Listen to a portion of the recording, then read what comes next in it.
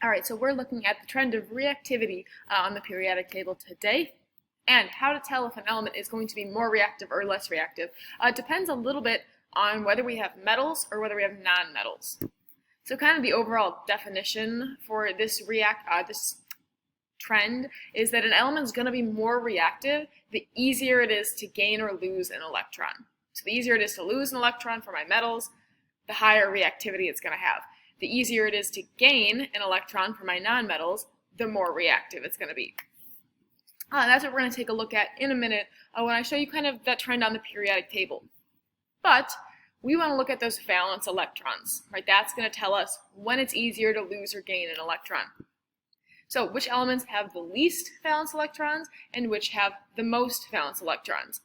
An important thing to note about this unit is we're not going to talk about the noble gases. If you remember, the noble gases have that full outer shell. They have those 8 valence electrons, and they don't want to give any or take any away. So they're going to stay that way, and they're very stable, and they're pretty unreactive. So when we talk about the reactivity trend, we're kind of excluding that far right column, those noble gases. But let's go ahead and take a look at our trend. So in my metals, my reactivity is going to increase as I go to the left and go down. But why is that is kind of the important piece. So we know it's going to increase as I move to the left because these have less valence electrons, right? My group 1 has 1 valence electron, group 2 has 2. It's easier to lose the 1 valence electron than it would be to lose the 2. So these are going to be more reactive. So it has to do with they have less valence electrons. Is why they get more reactive as I go to the left. But why do my metals get more reactive as I go down? You want to go back to when we thought about atomic radius and those Bohr models. So my hydrogen up here at the top, not hydrogen, we're not going to talk about hydrogen, lithium is a metal right up here, right, that's highly reactive, but those electrons are pretty close to the nucleus. It only has 2 of those energy levels. Versus francium down here has way more energy levels, so that electron is farther away from the nucleus. It's not very being held on very tightly. So francium is going to find it easier to lose that electron because it's farther away, thus making it more reactive.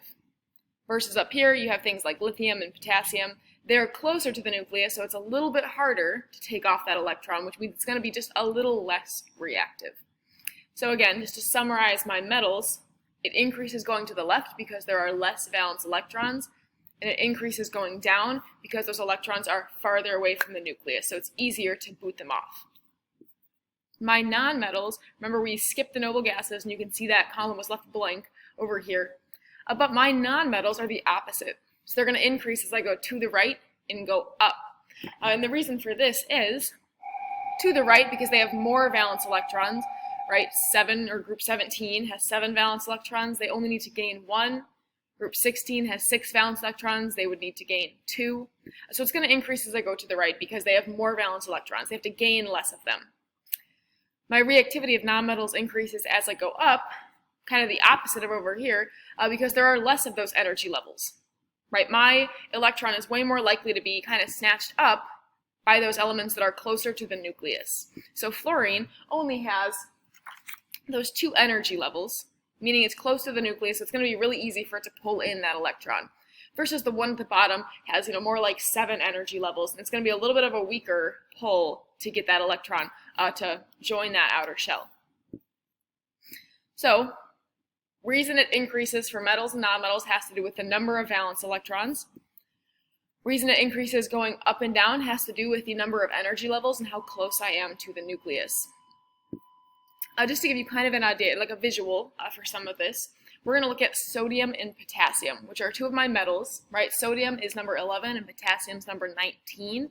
Potassium is lower than sodium, so we would expect it to be a little bit more reactive. Maybe not a ton more because they're right next to each other, but a little bit more reactive. If you look at this picture right here, just kind of a good job. So sodium in water does give you this little explosion, release some fire, and potassium in water is a little bit more violent. All right, kind of shoots out a little bit more.